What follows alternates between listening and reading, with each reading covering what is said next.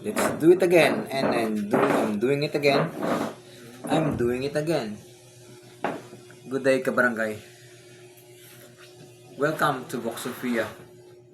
And today, especially to my fellow stroke warrior, I would like to share with you this magandang paalaala na kapag ka nasa ganito kang nasa isang kalagayan ka, kalagayan ng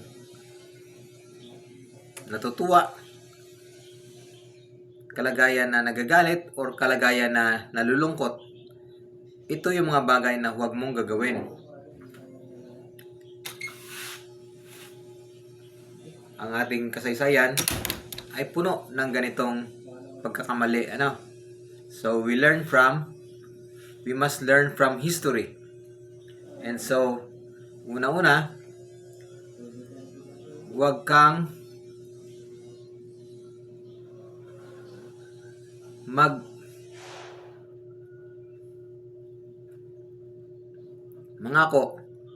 mangako kung ikaw ay nasa kalagayan na tuwang-tuwa, yabang na yabang ka, ligayang-ligaya ka. Kagaya ng nangyari kay Haring Herodes. Napaputol niya ang ulo ng kanyang kinakatakutang tao. Ang ulo na si Juan Bautista. Hindi niya intensyon na mapatay si San Juan Bautista. Gusto niya lang patahimikin, subalit napa-oo siya sa kanyang pangako na putulan ng ulo si John the Baptist, kasi nga nangako siya.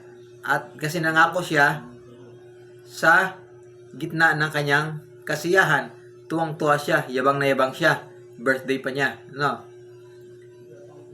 Pangalawa, huwag kang sumagot kung ikaw ay nagagalit. Kasi nga, emosyon. Tayo ay emosyonal na tao. Tayo ay emosyonal na creature. Tayo ay mga emosyonal na being. Tayo ay mga emosyonal na nilalang. Kaya, kapag ikaw ay galit, huwag kang mag-decide, huwag kang sumagot. Kasi marami sa ating kapalpakan na nagawa sa buhay ay kagagawa ng hilakbo ng damdamin natin.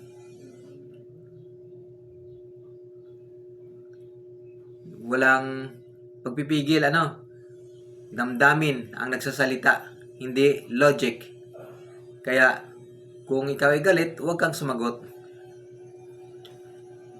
At ang pangatlo, which is